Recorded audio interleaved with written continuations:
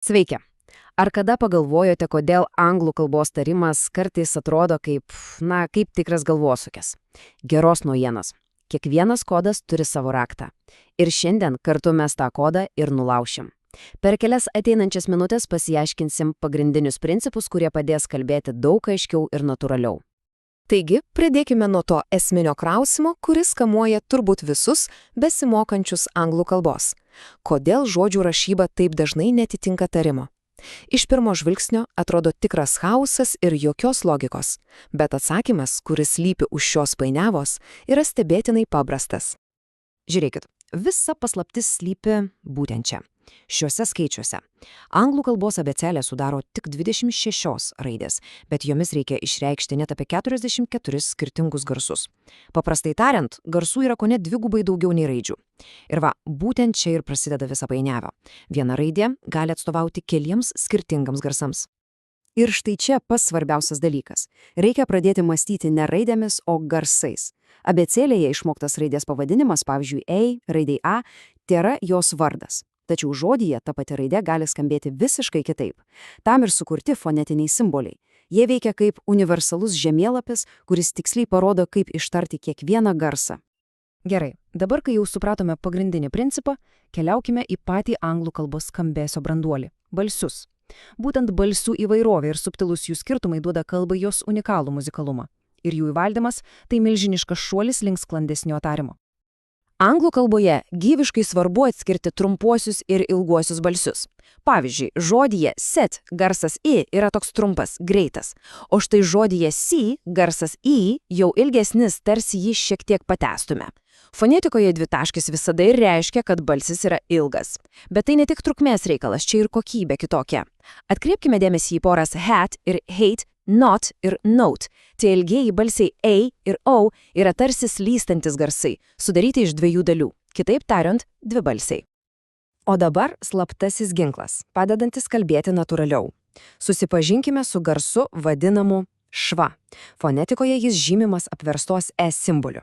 Tai toks super trumpas, visiškai atpalaiduotas, neutralus garselis, kuris tiesiog atsiranda beveik visur, kur skiemuo nekirčiuotas. Išmokus jį atpažinti ir drąsiai naudoti, tarimas iškart tampa sklandesnis ir labiau panašus į tai, kaip kalba gimtakalbiai. Gerai, su balsais lyg ir aišku. Keliaukime dabar prie priebalsių.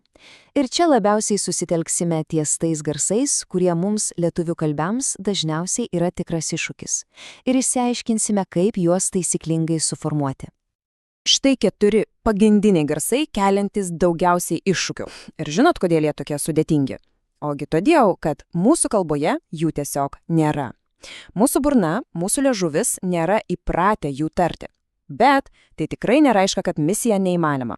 Su trupučiu praktikos viskas išmokstama. Gerai, pradedam nuo dusliojo T, kuris žymi štai šis simbolis – Th. Įsivaizduokim, liežuvio galiuką reikia švelniai pridėti tarp dantų arba iškart už viršutinių ir tada tiesiog pūsti orą. Balso stygos čia ilsisi, jos nevibruoja, turėtų girdėtis tik toks lengvas, švelnus šnipštimas, kaip žodyje think. Dabar pereikime prie jo poros, skardžiojai T garso V. Liežuvio ir dantų padėtis yra lygiai tokia pati, kaip tariant dusluje, bet šį kartą reikia jungti balso stygas. Pabandykit pridėti pirštus prie gerklės, turėtumėte jausti vibraciją. Dabar palyginkim. Duslusis think, jokios vibracijos, ir skardusis this, jaučiam vibraciją. Dar vienas super svarbus dalykas – atskirti garsus V ir V. Kai tariame V, viršutiniai dantis liečia apatinę lūpą, o tariant V, dantis lūpų neliesti neturi, visiškai. Lūpas reikia suapvalinti, šiek tiek atkišti į priekį, tarsi sakytume ilgą U. Išbandytim. We, was, well. Gerai, jau turime pagrindinės garso kaladeles. Dabar pažiūrėkime, kaip iš jų statomi žodžiai ir kokios taisyklės čia galioja. Tai padės ne tik tarti taisyklingiau, bet ir suteiks pasitikėjimo skaitant ne tuos žodžius, kuriuos matome pirmą kartą. Viena iš naudingiausių taisyklių, kurią verta žinoti, yra magiškosios E taisyklė. Logika tokia.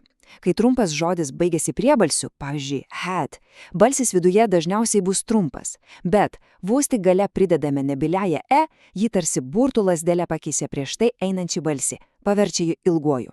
Štai taip had tampa hate, o sit virsta sight. Ta nebilioji galia ir yra ta magija, keičianti visą žodžio tarimą. Na, bet anglų kalba nebūtų anglų kalba be išimčių, tiesa? Štai čia matome sąrašą labai dažnų žodžių, kurie tiesiog ignoruoja magiškosios taisyklę. Pavyzdžiui, žodis have, nors ir turi galia tariamas su trumpuoju garsu. Ką daryti? Tiesiog juos įsiminti. Bet gera žinia ta, kad jie nuolat kartojasi, tad ilgainiui tai tampa tiesiog įpročiu. Šaunu, įveikėme tikrai nemažai svarbios informacijos, tad dabar apibendrinkime viską ir susidėliokime į įrankių dėžutę, kuri padės tarimo įgūdžius pakelti į kitą lygį. Taigi, kokie tie mūsų nauji super įrankiai? Pirma ir svarbiausia – mąstyti garsais, o ne raidėmis. Tai visiškai keičia žaidimo taisyklės.